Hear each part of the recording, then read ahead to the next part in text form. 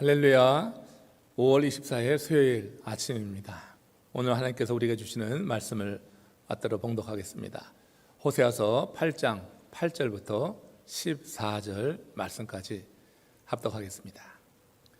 이스라엘은 이미 삼켜졌은즉 이제 여러 나라 가운데 있는 것이 즐겨 쓰지 아니하는 그릇 같도다. 그들이 홀로 떨어진 들나귀처럼 아스르로 갔고 에브라임이 값주고 사랑하는 자들을 얻었도다. 그들이 여러 나라에게 값을 주었을지라도 이제 내가 그들을 모으리니 그들은 지도자의 임금이 지어준 짐으로 말미암아 쇠하기 시작하리라. 에브라임은 죄를 위하여 제단을 많이 만들더니 그 제단이 그에게 범죄하게 하는 것이 되었도다. 내가 그를 위하여 내 율법을 만가지로 기록하였으나 그들은 이상한 것으로 여기도다. 그들이 내게 고기를 제물로 드리고 먹을지라도 여호와는 그것을 기뻐하지 아니하고 이제 그들의 죄악을 기억하여 그 죄를 벌하리니 그들은 애굽으로 다시 가리라. 이스라엘은 자기를 지으신 이를 잊어버리고 왕궁들을 세웠으며 유다는 견고한 성읍을 많이 쌓았으나 내가 그 성읍들에 불을 보내어 그 성들을 삼키게 하리라. 이는 살아계신 하나님의 말씀입니다. 자, 오늘은 호세아서 8장을 통하여서 하나님께서 우리에게 주시는 말씀을 함께 들으며 이 하루를 열어가기를 원합니다.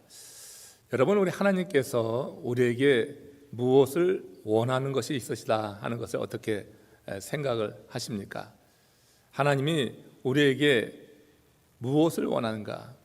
하나님이 부족한 것이 있으셔서 우리에게 원하는 것이 있지는 않을 것이에요. 그리고 하나님께서 우리에게 내가 이것을 원한다 하고 말씀하실 때 그 원하는 목적이 무엇인가를 오늘 말씀 속에서 한번 같이 생각해 보려고 합니다. 호세아서 6장 6절에 보면은 나는 인애를 원한다. 그리고 제사를 원치 아니한다. 번제보다 하나님을 아는 것을 원한다. 이렇게 말씀을 하고 있죠. 하나님이 원하시는 것은 북이스라엘 백성들이 하나님을 아는 것을 원하시는 것입니다. 하나님께서 그것을 원하시는 것은 하나님 자신의 영광과 하나님 자신의 그 무엇을 위한 것이 아니라 사실 그 이스라엘 백성들을 위해서 하나님이 원하신다고 하는 것이죠. 하나님은 우리에게 부족한 것을 채워주시기 위해서 하나님이 이렇게 원하신다고 말한다고 우리는 생각해 볼 수 있습니다. 레위기에 보면 하나님께서 5가지 제사법을 말씀하시죠. 번제, 화목제, 속죄제, 속건제, 소제 등 이 5가지 번제 제사를 우리에게 지키라고 명령을 하시고 그 규정까지도 아주 자세히 일러주시는데 그 제사법을 일러주시는 것은 우리 하나님께서 그 제사를 통하여서 당신의 부족한 것을 채우기 위함이 아니죠. 하나님께서 우리의 부족한 것을 채워주시기 위함이라고 하는 것을 우리는 잘 알아야 됩니다. 하나님께서 원하시는 것이 있다고 할 때 천지를 지신 하나님께서 이 세상 것을 원하고 세상 것이 부족해서 그렇게 말씀하는 것은 분명히 아닌 것입니다. 하나님께서 우리의 부족한 것을 채움으로 인해서 하나님 앞에 우리가 온전히 살아가게 될 때 그것이 하나님 앞에 기쁨이 되기 때문에 이렇게 하나님께서 원하시는 바를 말씀하고 있다고 생각을 해요. 나는 인애를 원하고 제사를 원치 아니한다. 나는 번제보다 하나님을 아는 것을 원하노라 했던 이 말씀의 뜻을 우리가 헤아리면서 하나님이 원하시는, 하나님이 기뻐하시는 제사를 통해서 하나님께서 우리에게 허락하시고자 하는 부족함 없는 삶, 우리의 결핍이 채워지고 하나님의 은혜로 말미암아 우리의 삶이 새로워지는 삶을 살아갈 수 있기를 원합니다. 인간에게는 하나님만이 채울 수 있는 그 부분이 있다고 하는 것입니다. 세상에 아무리 많은 것을 가지고 누리고 세상 연락과 환락 가운데 쾌락 가운데 살아도 채울 수 없는 하나님만이 채울 수 있는 그런 부분이 있는데 그것이 하나님께 온전히 드리는 예배를 통하여서 가능하다고 하는 거예요. 근데 하나님이 기뻐하시는 그 예배는 단순히 제물을 많이 드려서 우리 자신이 내 자신의 고행을 통하여서 그렇게 하나님이 기뻐하는 제사를 드리는 것이 아니라 하나님이 기뻐하시는 그 뜻을 헤아리고 하나님을 알아서 하나님께서 원하시는 그런 방식으로 예배하는 것, 이걸 하나님이 기뻐하신다고 하는 거죠.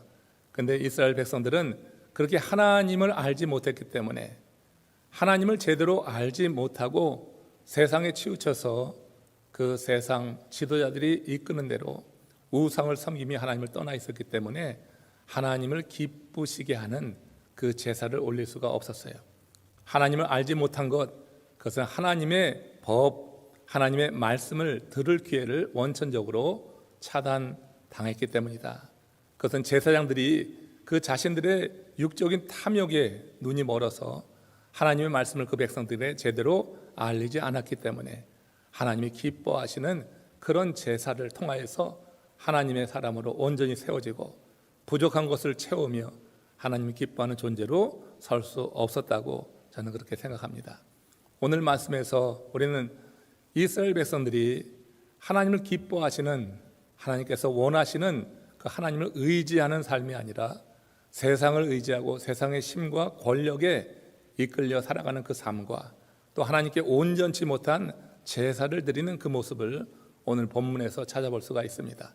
하나님은 당신을 의지하고 당신을 의뢰하는 자를 찾고 계시는데 이 이스라엘 백성들이 그만 세상의 힘과 권력과 그 세상의 연을 따라서 행함으로 하나님 앞에 온전치 못하게 서 있는 이 모습을 오늘 본문 9절에서 찾아볼 수 있다고 생각합니다. 호세아서 8장 9절 말씀 잠시 보시면 그들이 홀로 떨어진 들나귀처럼 아수르로 갔고 에브라임이 값주고 사랑하는 자들을 얻었도다. 하나님을 사랑해야 될 그들이 이렇게 아수르라고 하는 하나님 외에 세상의 힘과 권력과 이와 같이 그런 능력을 갖고 있는 존재를 의지했다고 하는 거예요. 홀로 떨어진 들나귀처럼 마치 욕정에 불타고 이성 없는 짐승인 들나귀처럼 그들이 아수르로 갔습니다. 이건 아수르를 교제했다고 하는 거죠. 아수르를 원군으로 삼았다고 하는 거예요. 그들을 사랑하며 그들에게 값을 지불했다. 우리 하나님께서는 당신을 의지하고 의뢰하는 자의 예배를 받으시는데 이들이 이렇게 하나님을 떠나서 세상을 의지하고 세상의 권력에 줄을 대려고 한 것이 하나님이 그들의 예배를 받지 않으시는 중요한 이유가 됐다고 하는 것을 생각해 봅니다. 예레미야 17장 7절에 보면은 무릇 여호와를 의지하며 의뢰하는 그 사람은 복을 받을 것이라 이렇게 말씀하고 있습니다. 여호와를 의뢰하고 의지하는 그 사람이 복을 받아요. 그 사람은 냇가에 심겨진 나무 같아서 그 뿌리를 강변에 뻗치고 그 더위가 올지라도 두려워하지 않고 가무는 해도 결실이 그치지 않을 것이다 이렇게 말씀하고 있거든요. 우리가 여호와 하나님을 의지하고 여호와 하나님을 의뢰하고 올리는 그 예배를 하나님께서 기뻐 받으셔서 그들의 삶 속에 그렇게 역사하시는 거예요. 더위가 올지라도 두려움이 없는 것, 그 더위라고 하는 것은 이스라엘의 강력한 그런 태양볕으로 인한 그런 뜨거움 아니겠어요? 거기에서 큰 고통을 당하고 죽기까지도 하는 건데 그런 더위가 올지라도 두려워하지 않고 그 잎이 청청하다고 했습니다. 가무는 해도 걱정하지 않고 그 결실이 그치지 않는다고 했는데 여호와 하나님을 그렇게 의지하고 의뢰하는 하나님의 사람들에게 하나님께서 역사하셔서 채우시는 것을 말씀하는 것입니다.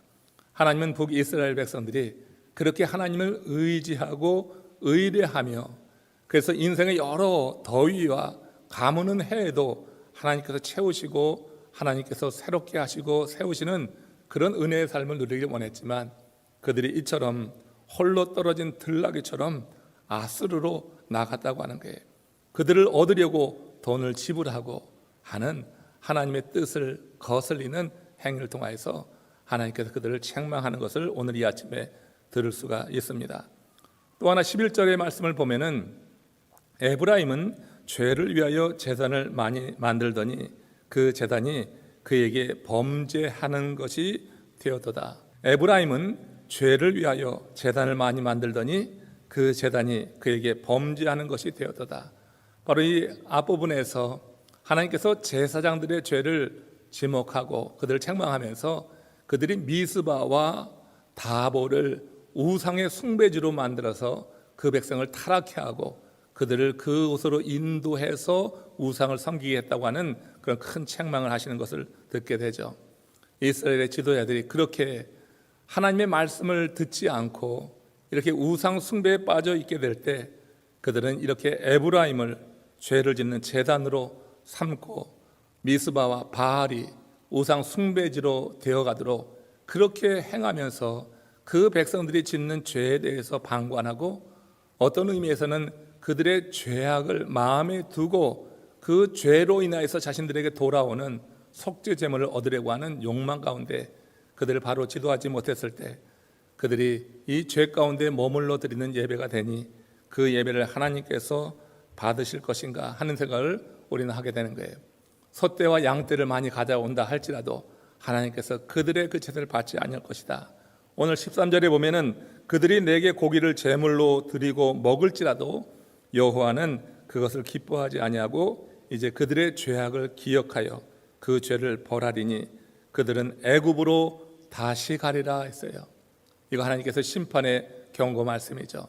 애굽으로 다시 가리라고 했던 것은 그들이 그 애굽에서 종살이할 때 그들이 자유도 얻고 그들 가운데 하나님의 말씀도 얻고 그들이 핍박과 박해와 고난 가운데 머물렀던 그 상태로 되돌아가게 될 것이라고 하는 경고의 말씀을 오늘 듣게 되는 것입니다.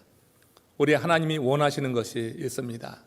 하나님이 원하시는 그것은 인애입니다. 제사가 아닙니다. 번제보다 하나님을 아는 것입니다. 그러나 하나님을 안다고 하는 이 말 속에서는 하나님을 알므로 인해서 바른 번제를 드리라고 하는 그 뜻이 또한 함께 내포되어 있는 것이라고 생각해요. 예배가 필요 없다고 하는 것이 아니라 하나님을 바로 알아서 하나님께 제사를 올리는 것, 하나님께서 기뻐하시는 그런 예배를 올리는 것을 우리 하나님은 원하신다. 그 하나님을 바로 알기 위해서 우리 하나님의 말씀에 귀를 기울여서 들어야지 되고 그 하나님의 말씀을 통하여서 우리가 깨닫는 대로 하나님을 의지하고 의뢰하며 복 있는 자가 되어서 하나님께 온 마음과 뜻과 정성을 다하여 영으로 진리를 올리는 예배를 통하여서 우리의 삶이 하나님이 통치하시는 그런 삶이 되어지는 것. 그래서 하나님이 이 예배를 통하여서 우리의 부족함을 채워준다고 하는 참된 인식과 믿음 속에서 우리가 하나님 앞에 설 때 하나님께서는 그의 삶을 기쁘게 받으셔서 그 삶을 마치 재물처럼 받으셔서 그 삶 속에 하나님께서 역사하시고 필요한 것을 공급하시고 그 삶을 통치하시며 이끌어 나가시는 그런 삶을 살게 될 줄로 믿습니다. 오늘 말씀을 통하여서 북이스라엘에게 주신 이 교훈의 말씀이 오늘 우리들의 심령에 잘 박힌 모처럼 박혀져서 잊혀지지 않기를 원합니다.